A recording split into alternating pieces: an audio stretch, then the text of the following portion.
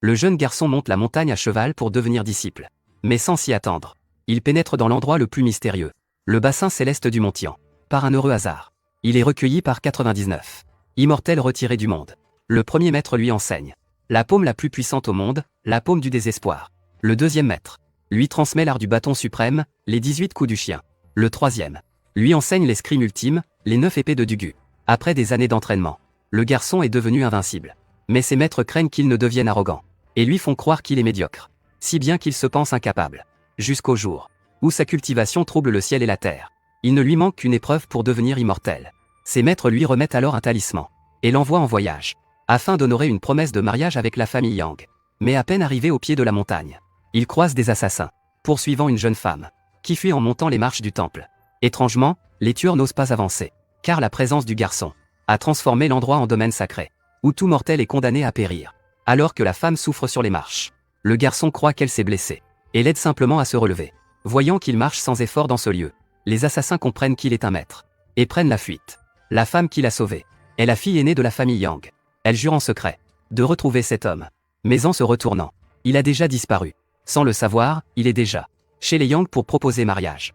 Maître Yang, je viens accomplir une promesse faite par mon maître.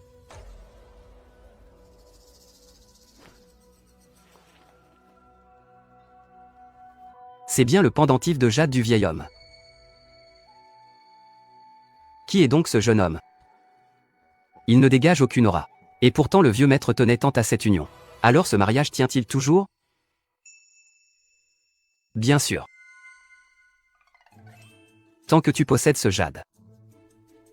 Peu importe son origine, je tiendrai ma promesse. Pour honorer le vieil homme.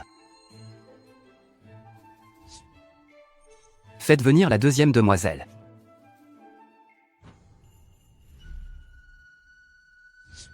Père, je refuse de l'épouser.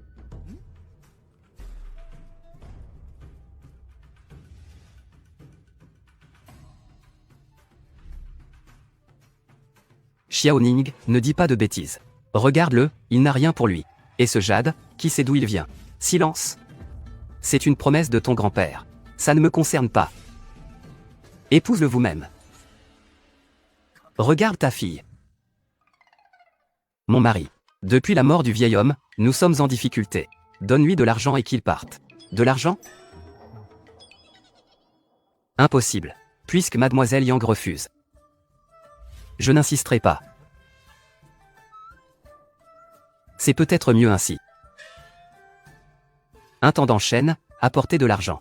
Tout le monde sait que la famille Yang est honorable. Nous ne pouvons pas manquer de respect à Maître Qin. Mademoiselle. Mademoiselle. Un homme nommé Qin Sheng est venu proposer mariage. Pour épouser Xiaoning. Emmène-moi voir.